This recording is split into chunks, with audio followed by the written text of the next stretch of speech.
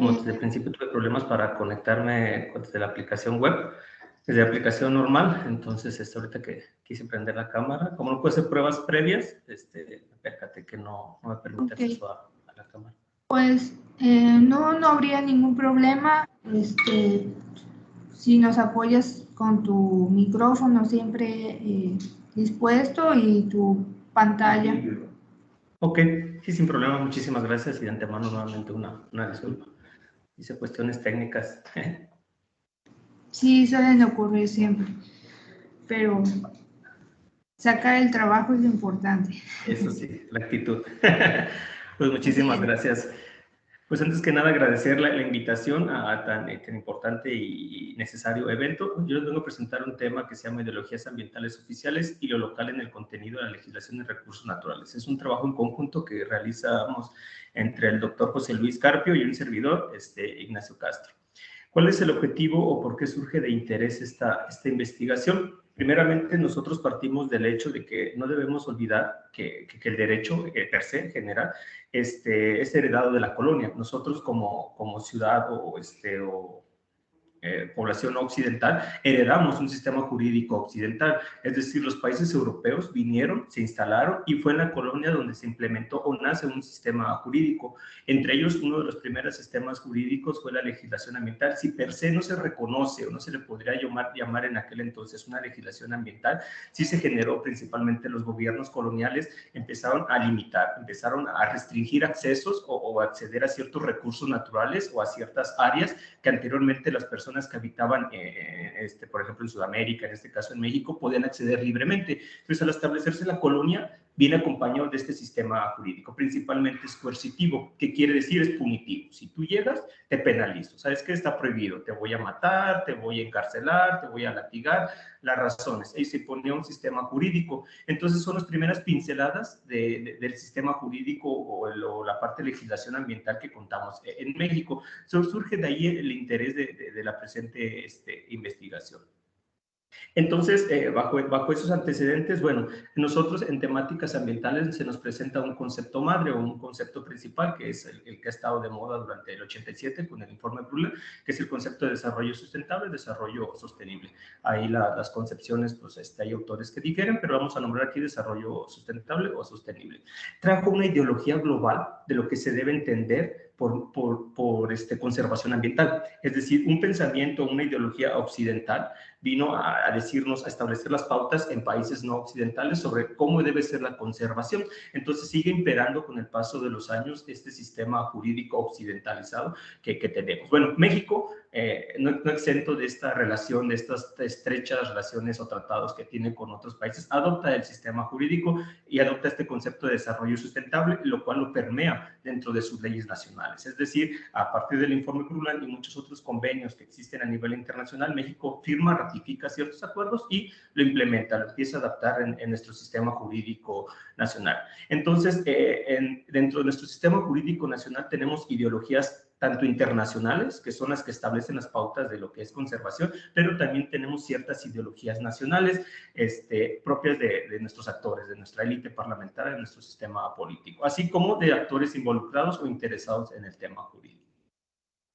Bueno, ¿cuál es el problema a raíz de todo esto? La mayoría de los discursos sobre el manejo y conservación ambiental provienen de una ideología internacional que constituye principalmente a la dominación ambiental. Muchas veces choca con la ideología local. ¿Qué quiere decir? Yo tengo un sistema jurídico con bases internacionales y nacionales o donde incluyen ciertos actores que puede chocar con mi sistema local, aquellos actores que directamente hacen uso de estos recursos naturales.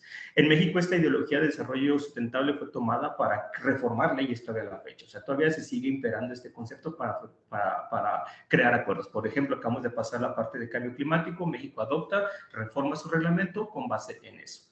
Existen ideologías ambientales en esta y se me mezcló, perdón, la diapositiva, creo que se repitió, una disculpa, o se movió. Más bien creo que alguien tomó la posesión de mi presentación. Digo, no hay problema, nada más ahí que me disculpo, ahí está. Ay, ya me la quitaron.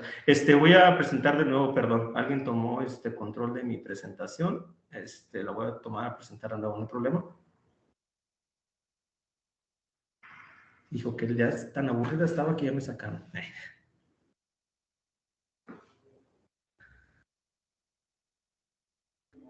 Ustedes me avisan. La presenté de nuevo, ¿sí se ve? Sí, doctor, sí. Sí, Perdón, muchas gracias. Perdón, es que alguien tomó el control de pronto vi que se empezó a mover el piso. Dije, caray, no soy yo. Listo, perdón, retomo. Entonces, ¿cuál es el problema? El discurso que funciona como una ideología para legitimar nuevas formas de apropiación, es decir, bajo este discurso de conservación, realmente trae trasfondo un tema de apropiación, de quitar ciertos recursos naturales o limitar el acceso a recursos naturales a ciertos actores, principalmente locales o de comunidades, porque ellos son los que realmente interaccionan directamente con su entorno natural.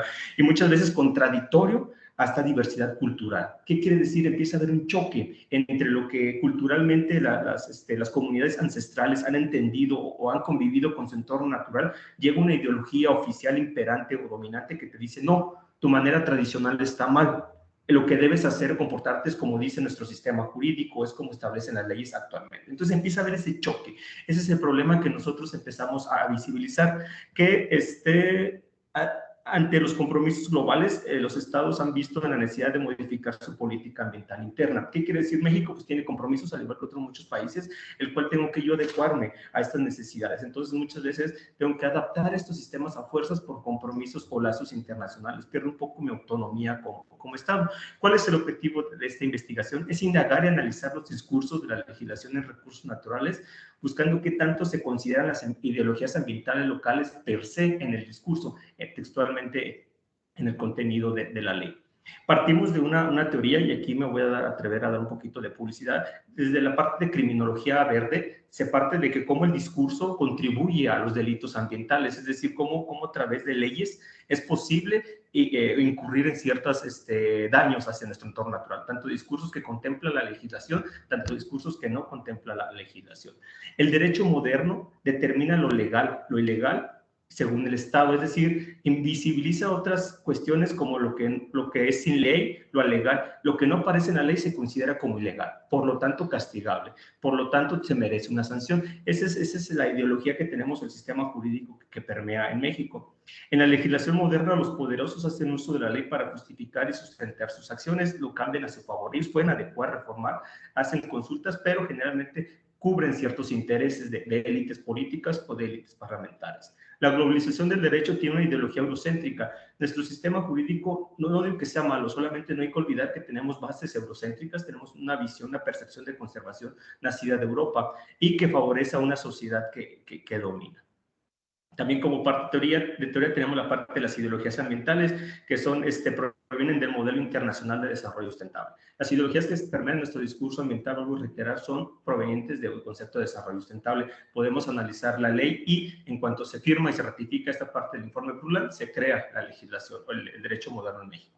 Es en las comunidades de la periferia o las comunidades malamente llamadas de la periferia, pero no me ven cuando levanto comillas pues por la cámara, pero entre comillas se les dice malamente ciudades, comunidades de periferia del sistema moderno donde existen las mayores diferencias ideológicas, donde no se percibe muchas veces cómo lo que yo estoy haciendo, yo he hecho de manera por generaciones, ahora es un delito, ahora me vas a penalizar por estas acciones.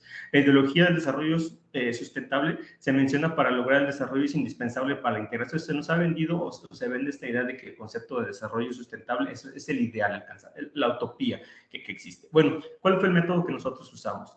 En nuestro sistema jurídico tenemos diversos actores que intervienen, principalmente los proponentes de la ley, son diputados o personas asociadas con las cámaras, con los congresos de la Unión, que si bien pueden ser asesorados por cuestiones técnicas, si bien la sociedad civil puede hacer llegar sus propuestas de reforma de ley, ellos hacen llegar los integrantes de estas comisiones, que es lo que se le nombra las élites parlamentarias, este grupo de personas que establece qué ley reformar, qué incluir, qué no incluir, qué quitar.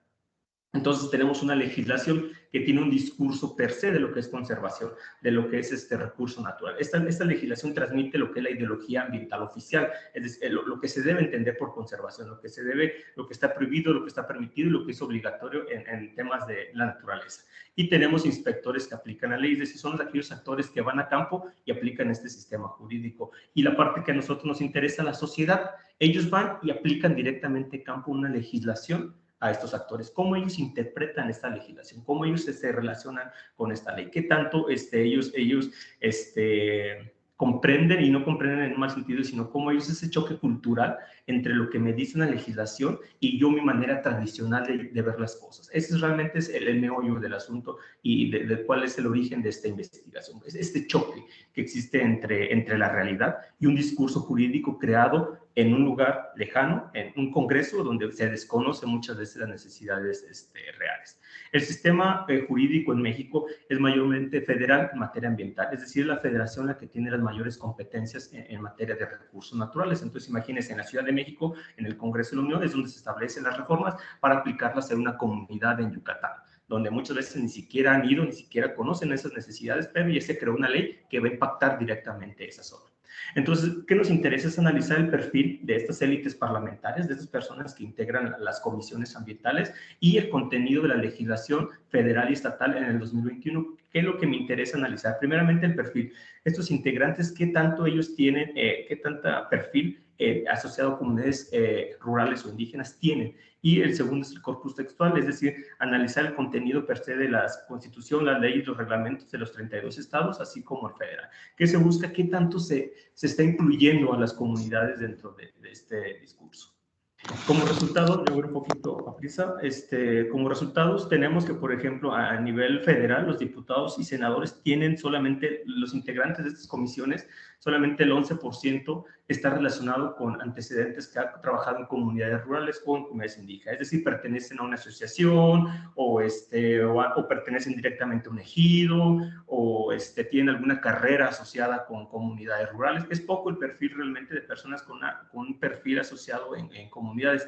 En los estados está tantito peor. 23 estados, los pertenecientes a estas comisiones ambientales no tienen perfil asociado con comunidades rurales. Es decir, su perfil no tienen carrera, ni antecedentes, ni cursos, ni personas en asociaciones, no están relacionados con comunidades. En Chiapas, por ejemplo, solamente un estado, Chiapas, el 16% pertenece o tiene alguna relación con comunidades rurales, y de diputados.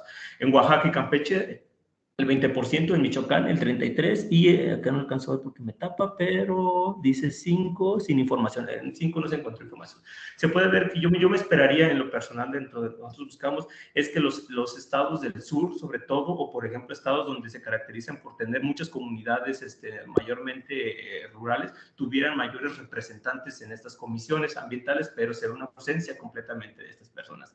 ¿Qué pasa con la inclusión dentro de la ley? Bueno, la ley es que tanto incluyen a las comunidades rurales. Por ejemplo, aquí están en la parte de legislación, después de analizar el contenido. Por ejemplo, generalmente las leyes transmiten mucho este mensaje de se debe asesorar, se debe capacitar a la gente de las comunidades. Tiene esta postura impositiva a decir, para que la gente cumpla, yo, gobierno, te voy a asesorar, te voy a ir a enseñar para que cumplas, te voy a enseñar técnicas y herramientas. Impera un poco esta visión de yo te vengo a enseñar otra vez dentro del discurso legal. Se establecen algunas leyes de derechos directamente asociados con comunidades y fomentar la participación. Ojo, aquí dice, se buscará la participación, pero lo dejan a un buen deseo. Se buscará, se fomentará, pero nunca se establece, se debe o se obliga. Solamente en estas leyes, principalmente la Ley General de Desarrollo Forestal Sustentable, la Ley General de Equilibrio y Protección al Ambiente, ellas sí establecen la inclusión. Se dice que para tomar ciertas decisiones se deben incluir a las comunidades afectadas. Entonces, por lo menos la legislación en estas áreas, que son yo creo que las que más se relacionan con comunidades rurales, entiendes, la Ley General de Vida Silvestre, por aquello del aprovechamiento de flora y fauna silvestre, la Ley General de Desarrollo Forestal Sustentable, también fomentan el incluir a las comunidades en la toma de decisiones. Es decir, no se va a tomar una decisión si yo no incluyo a la opinión de las comunidades. Y, por ejemplo, en materia de áreas naturales protegidas también se ve una ausencia de la inclusión, y en materia de impacto ambiental. Y ya casi para terminar, esto es lo que se puede ver en las legislaciones locales. Véanse, por ejemplo, muchos estados no incluyen siquiera el tema de las comunidades rurales. O sea, dentro de su discurso legal no se considera el incluir a comunidades rurales, no se visualiza. Generalmente la mayoría de las legislaciones están más asociadas a asesorar, a capacitar a la gente de las comunidades, más que al revés, que digan vamos a aprender de la comunidad para nosotros adecuar la ley. Eso es lo que realmente hace falta en nuestro sistema jurídico. Y ya me voy un poquito más a prisa. Bueno, ¿qué conclusiones y reflexiones dejamos en este estudio? Las leyes nacionales tienen su base en una ideología ambiental de desarrollo sustentable. Eso creo que es un hecho. O sea, yo que he tenido el gusto de analizar y trabajar la parte del discurso jurídico ambiental, tenemos las bases, tenemos las bases del concepto de desarrollo sustentable. La élite parlamentaria en los congresos tiene poca o ninguna experiencia trabajando o colaborando con comunidades, es decir, están muy desapegados de este entorno real, de trabajar directamente con ellos. Y pocas regulaciones ambientales están enfocadas a promover una inclusión de ideologías locales. Poca legislación realmente te restringe o realmente está apuesta por incluir a las comunidades. Y se enfoca más a fomentar su participación, en algunos casos medio respetar sus tradiciones. Ese es el famoso discurso legal, el respetar sus usos y costumbres o respetar sus tradiciones, pero siempre hay ciertos candados de la ley que dice, sí, le respeto, pero yo te controlo ciertos volúmenes, yo te digo qué y qué no puedes aprovechar. Entonces existe todavía esta disyuntiva entre la ley de documento, lo que se dice, esta parte de la criminología verde, que te dice, no es lo mismo la ley de documento que la ley en acción, que la ley real. Entonces, bajo este enfoque de criminología verde, realmente lo que se busca, ¿qué es lo que me dice la ley? Pero qué es realmente lo que está sucediendo en campo. Eso es lo que realmente nos interesa en nuestro estudio. Y les dejo mis contactos para lo que se les pueda servir. Estamos a sus órdenes. Y no queda nada más que agradecer el tiempo y nuevamente una disculpa por la cámara, pero no se perdieron los que de mi despeinado. No se crean, hasta me peiné, pero no me deja activar mi camarita. Una disculpa. Le he puesto una foto, ¿verdad? Aunque sea. Muchísimas gracias. Muchas gracias, Jesús, por tu presentación, y estuvo muy interesante este enfoque de cómo estamos integrados legalmente en materia ambiental. Y sí llama mucho la atención de que dentro de la parte jurídica, diputados o senadores, legisladores, pues no muchos tienen esa experiencia en la parte ambiental. Entonces hay que seguir promoviendo eso, ¿no? La inclusión, y también el que existen ciertos grupos que asesoren. O sea, realmente creo que como personas que pertenecemos a comunidades, no debemos de dejar de insistir a nuestras autoridades, a nuestros responsables, para que ellos o no pasen una reforma. O sea, me vino ahorita el caso, el que querían quitar la Ley General de Vida Silvestre, y querían poner la Ley de Biodiversidad, que esta precisamente buscaba buscaba patentes de ciertas floras silvestres. Entonces, por suerte, no alcanzó. O sea, afortunadamente varios movimientos sociales, principalmente de comunidades, la frenaron. Esta reforma aún está en el tintero, aún está en proceso de ser evaluada por las comisiones, pero realmente lo que buscaba era una libertad de patentar a las empresas los usos de las hierbas tradicionales. Entonces, realmente no nos debemos de despegar del sistema jurídico. Lamentablemente es parte de nuestro actuar, es parte de nuestro accionar. Entonces sí debemos de estar muy al pendiente de qué es lo que se está haciendo, qué es lo que no se está haciendo con las leyes, porque de todas maneras van a impactar, de una u otra manera nos van a pegar a las personas que pertenecen a comunidades. Así es, tienes toda la razón, y hay que seguir exigiendo a las autoridades que haya esta inclusión en el tema social también, las comunidades, y que se vayan integrando también en la participación para promulgar nuevas leyes o reformarlas. Muchas gracias. Perdón, nada, para concluir, tocas algo muy interesante y reto un poquito lo que dijo Omar. Creo que la ley ambiental debemos dejarla de verla como algo jurídico y tenemos que meterle mucho social, porque realmente impacta en la sociedad. Entonces, no debemos de verla como un instrumento político, debemos recargarla más a la parte social. Nada más. Gracias por tu comentario. Muy bien. Bueno, muchas gracias nuevamente, y con esta presentación finalizamos